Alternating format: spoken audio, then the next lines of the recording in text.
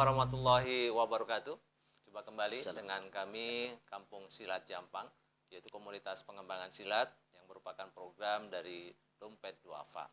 Kampung Silat Jampang ini adalah sebuah komunitas pengembangan silat agar pesilat ini lahir menjadi pesilat-pesilat yang tangguh, berdaya, dan berbudi pekerti luhur.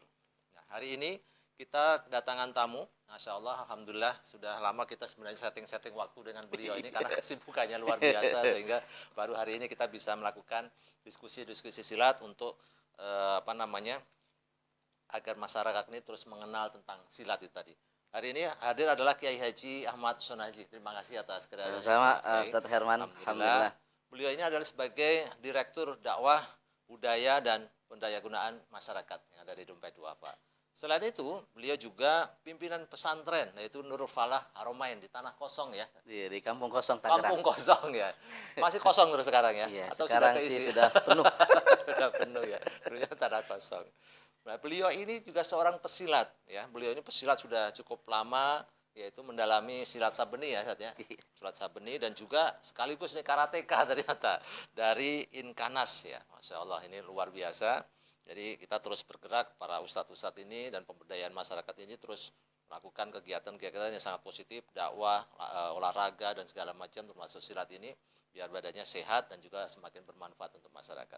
Nah, para sahabat sekalian, sebelum kita lanjutkan diskusi dengan beliau, di sini kita lihat ada produk-produk pemberdayaan dari Dompet Duafa. Di sini ada Didi Water. Didi Water ini adalah program pemberdayaan dari masyarakat ya, yang merupakan bisa menjadi alternatif ya untuk minum-minuman kita yang insya Allah halalan thayyiban. Ya, jadi kalau kita membeli ini insya Allah kita sudah berinfak sedekah untuk orang-orang yang kurang mampu. Dan ini juga ada produk-produk yang lainnya dari zona Madinah, yaitu yang produknya namanya Zomio. Ini ada beberapa jenis keripik yang salah satunya ini ada keripik dari kelor ya. Nah, ini menarik sekali. Kelor itu ternyata kalau dulu ditakut-takuti sebagai untuk mengalahkan lawan gitu ya. Ini ternyata gizinya luar biasa tinggi. Baik, kita lanjutkan sekarang untuk diskusi meluluh kita. lantakan. Nah, dulu meluluh lantakan ilmu-ilmu. Ternyata ini mengandung gizi yang luar biasa dan ini diberdayakan oleh masyarakat yang ada di sekitar zona Madinah. Nah, para pencinta silat semuanya, hari ini kita akan melakukan diskusi terkait dengan bagaimana strategi pengembangan silat yang merupakan budaya bangsa kita ini. Karena kita tahu sendiri bahwa silat ini sudah mendapatkan pengakuan dari UNESCO sebagai budaya bangsa Indonesia. Nah, ini kan terkait dengan Dompet Duafa yang di situ ada divisi budayanya, tentu mempunyai konsen bagaimana mengembangkan silat ini sehingga semakin membawa nama baik Indonesia. Nah, silakan untuk bisa menjelaskan kepada kita. Diskusi santai aja sih. Santai ya, alhamdulillah. Terima kasih Ustadz Herman sebagai Ketua Kampung Silat Jampang, salah satu unit program Dompet Duafa dalam melakukan pengelolaan dan pendayagunaan juga pelestarian budaya Nusantara di Indonesia ini. Tadi menarik sekali, Ustadz. Tahun 2019 kemarin, ya, tepatnya kalau nggak salah 12 Desember, UNESCO salah satu organisasi besar dunia PBB bidang pendidikan, keilmuan dan kebudayaan menetapkan silat sebagai warisan tak benda, the intangible cultural heritage of humanity UNESCO. Ini menarik sekali dan ini mengangkat silat dalam pentas internasional, pentas dunia sebagai satu warisan budaya yang harus dilestarikan. Kenapa demikian? Kenapa silat menjadi salah satu yang diusulkan dalam forum internasional di UNESCO ketika itu di Colombia ya? Betul, Colombia, di Bogota kalau nggak salah, di Bogota, Colombia. Ada beberapa faktor dan unsur dalam pencaksilat, Ustaz. Di dalam pencaksilat ada unsur mental spiritual. Kenapa? Karena rata-rata kalau tempo dulu orang-orang tua kita dulu, para leluhur kita yang mengajarkan silat, ia lebih dahulu mengajarkan tentang spiritual. kekuatan keimanan. Jadi sebelum fisik ini spiritualnya dulu Perlu yang dikuatkan untuk melakukan fungsi pengendalian diri. Gitu. Sehingga ada istilah sholat, silat, sholawat. Wah, ini yang menjadi jargon ya biasanya di dalam persilatan ya. Iya. Ini luar biasa ini. Sholat dulu berarti ya. Sholat dulu. Berarti kalau silat dulu, sholatnya enggak, Nah, jadi belakangan. jagoan dia. Ntar jaga Preman-preman pangkalan. ya. Jaga Jaga pangkalan. Dan Akhirnya ujungnya berebutan lapak. betul. Tapi dengan pendekatan di silat itu ada mental spiritual, unsur-unsur yang ada, maka dilakukan dengan silat bagaimana mental seseorang menjadi sangat kuat. Spiritual pesilat menjadi sangat bagus. Dan pengendalian dirinya menjadi stabil. Nah, penelitian berikutnya kenapa UNESCO melihat pencak silat ini sesuatu yang harus diangkat oleh UNESCO. Karena di sana ada pertahanan diri. Ya. Seni bela dirinya. Seni bela dirinya di situ. Ada pertahanan diri karena konsep silat kan ya menangkis, menyerang, pertahanan, ada kekuatan di sana sehingga pertahanan diri ini bukan hanya pertahanan dalam konteks fisik, tapi pertahanan diri dalam konteks mengendalikan amarah, mengendalikan hawa nafsu, membangun karakter pesilat untuk tetap, kata orang sekarang, santuy. Oh iya itu bahasa anak muda, santuy ya. itu bahasa kalau terus dipakai jadi budaya tuh. Iya. Kayaknya jadi berubah. Dan yang menarik ada seninya, Sat. Oh iya. Dan dalam pencak ada seninya. Indah ya gerakan. Keindahan gerakan, bukan hanya dari gerakannya juga, tapi ada seni musik yang mengiringnya. Nah, itu kendang pencak. Jadi sangat komprehensif, sangat lengkap. Makanya kita berbangga dengan para pesilat-pesilat Indonesia yang melahirkan aneka seni, aneka budaya silat. Buat Indonesia udah mungkin ribuan aliran. Betul aliran. Karena satu ini aja karena pecahnya sudah banyak sekali ya. Iya, satu aliran pecahannya sudah berkembang luar biasa. Banyak. Ini menandakan bahwa Indonesia kreatif mengembangkan budaya dan ada unsur olahraga sehat, insya Allah bergerak terus. Nah, ketika ini menjadi warisan budaya tak benda yang dicatat oleh UNESCO untuk pencak silat, maka kewajiban kita saat ini adalah bagaimana melestarikan, menjaga nilai-nilai luhur ini terus menjadi tradisi yang turun pada generasi-generasi selanjutnya. Nah ini tantangannya nih Ustaz. Sekarang ini kan anak-anak sekarang nih, anak-anak milenial ini. Anak milenial ini kan budayanya luar biasa ya. Perubahannya apalagi dengan gadget yang luar biasa itu tadi ya.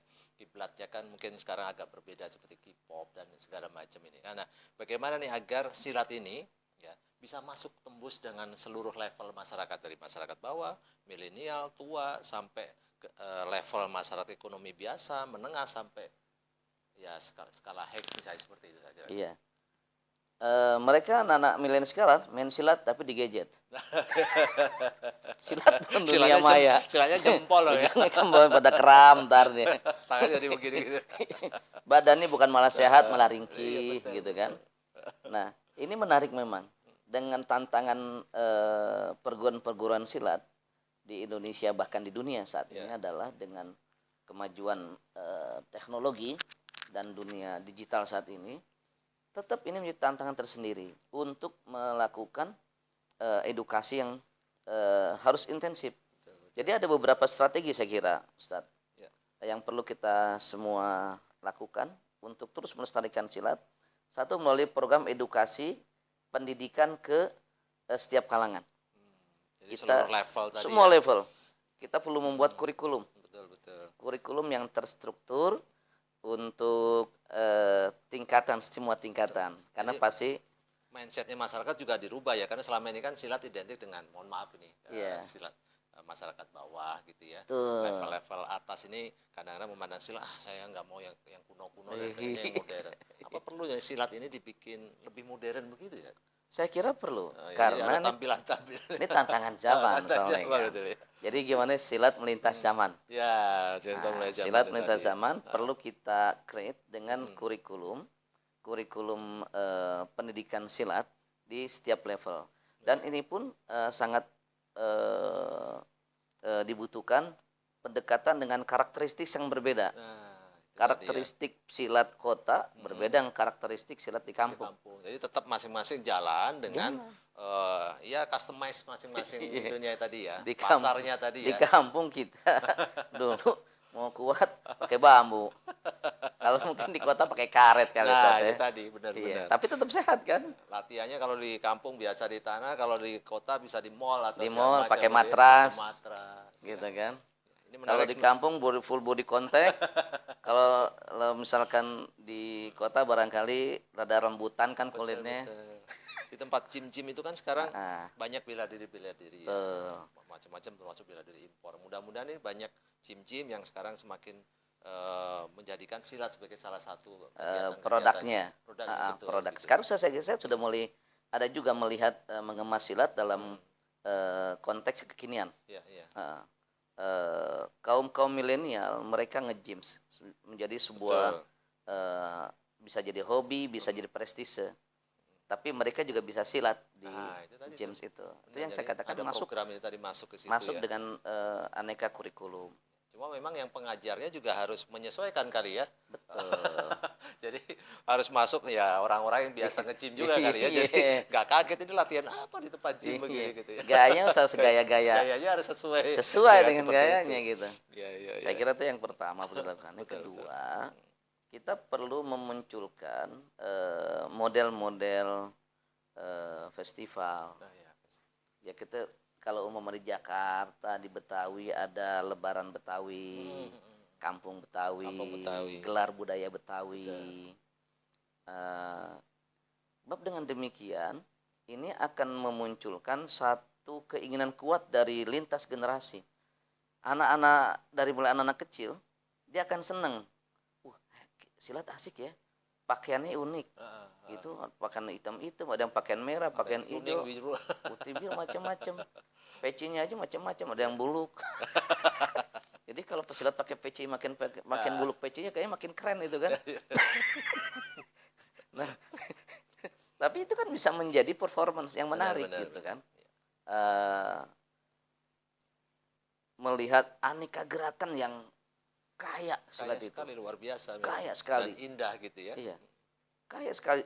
Kaya gerakan, indah gerakannya, kecepatannya, kelincahannya. Nah ini kan perlu diperkenalkan. Nah perkenalan ini bisa melalui festival-festival yang dilaksanakan dari setiap level, setiap komunitas ya, dengan model-model yang bisa dikemas, variasi ya. Iya, mengemas variasinya. Bisa masuk ke level-level budaya manapun sebenarnya ya. Ini menarik makanya dan ternyata kenapa sangat menarik buktinya. Kenapa silat menjadi warisan tak benda yang ditetapkan oleh UNESCO? Karena lebih dari 52 negara sekarang sudah menjadikan silat sebagai satu model seni bela diri di negaranya. Iya, betul. Coba 2 tahun yang lalu ada festival silat internasional di Bandung tuh. Di Bandung ya. Yang ketiga ya, itu kalau salah. Dan memang itu penting juga ya. Memang support dan program secara khusus dari pemerintah kita ya. Pemerintah didukung dengan masyarakat. Salah satunya yang dulu giat mengembangkan silat di luar negeri itu tokoh Bapak Silat Dunia kita ini, Bapak Edi Narapaya. Ini termasuk. Nah, ini beliau luar biasa. Ada lagi orang-orang seperti beliau ini yang punya kekuatan, punya kemampuan bisa mengembangkan ke luar negeri sampai mudah-mudahan sekarang kan 52 ya saat ya. Mudah-mudahan sampai terus berkembang ya. Amin. Ini luar biasa.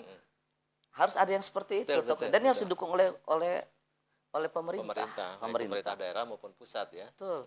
Kalau misalkan selain kan di Indonesia selain warisan budaya itu silat kan ada batik, ada wayang, ada keris, angklung. Kemudian ada seni pembuatan perahu di Sulawesi. Kemudian beberapa 3 tarian di Bali. Ini kan harus ada peran pemerintah endorse sebuah upaya bagaimana silat menjadi budaya yang sonoy silat. Kalau zaman dulu anak laki-laki kalau nggak bisa silat malu. Nah gitu. Tapi persoalan kan sekarang kalau itu sudah menjadi kurikulum sekolah dasar ya misalkan dasar. Semuanya ada Semua ya. ada. Keren. Itu luar biasa. Makanya itu kan butuhnya kebijakan itu berarti ya. Iya. Itu kebijakan dari pemerintah luar biasa. Dan ini kadang-kadang juga ini apa namanya kadang-kadang generasi-generasi ini kan karena gadget ya, yang dilihat itu kan seringnya luar. Oh silat tuh kalau bela diri tuh hebat bisa gini gitu ya. Padahal kalau bela diri kita sendiri sejarahnya aja dulu juga bisa mengalahkan bela diri dari lain. Misalnya salah satunya kan Sabeni ya. Kalau Sabeni aja pertandingan dengan Jepang, beliau bisa mengalahkan jagoan yang luar biasa. Bahkan diminta ngelatih di Jepang. Bisa mengantarkan itu ya, melatih orang-orang Jepang pada waktu itu ya. Iya, diminta untuk melatih di Jepang. Biasa. Kenapa? Karena nggak kalah. Betul. Nggak kalah. Dan ini saya kira tantangan bagi generasi lintas zaman, bagaimana kita mencintai seni budaya asli Nusantara. Ini yang menjadi hal yang terpentingnya, ini harus mencintai budayanya dulu ini. Baik, alhamdulillah. Jadi tadi para sahabat silat dimanapun berada, jadi mari kita menciptakan rasa cinta, mengajak anak-anak kita ini cinta dengan budaya kita. Kalau sudah cinta nanti begitu banyak hal-hal yang lainnya yang kita dapatkan. Ya, seninya dapat, bela dirinya dapat, sehatnya dapat, olahraganya, prestasinya juga dapat nanti insya Allah. Mungkin kesuksesan yang lainnya juga dapat ya. Insya Allah, seperti yang kita tulis di Kampung Silat Jampang, The Power of Silat, yang artinya dengan silat itu kita bisa sukses dimanapun dan di bagian dan apapun. Juga memberikan apresiasi kita kepada guru-guru silat. Itu luar biasa. Bahwa ini guru-guru silat itu luar biasa. Mereka lah penjaga tradisi budaya Nusantara. Ya. Kita perlu memberikan ruang apresiasi kepada guru-guru silat. Betul. Dan ini juga harus diperhatikan oleh pemerintah. Baik. Kalau mereka berhenti melatih, selesai budaya. Ilmunya juga habis juga. Karena gitu. Terus semangat para guru-guru silat Indonesia. Baik, terima kasih. Alhamdulillahirrahmanirrahim. Terima kasih banyak atas kehadirannya Pak Kiai Haji Ahmad Sonaji ya pada kesempatan hari ini yang telah menyampaikan terkait dengan strategi pengembangan silat. Harapannya silat ini terus semakin berkembang, terus menjadi kebanggaan bangsa Indonesia, baik di Indonesia maupun di seluruh negara dimanapun yang ada di dunia ini, insya Allah. Dan kami sekali lagi ucapkan terima kasih kepada para guru yang telah mengajarkan ilmu silat ini kepada kami semua, insya Allah menjadi amal sedekah jariah untuk kita semuanya. Kami pamit, ya harus pakai masker lagi ini. Assalamualaikum warahmatullahi wabarakatuh. Waalaikumsalam.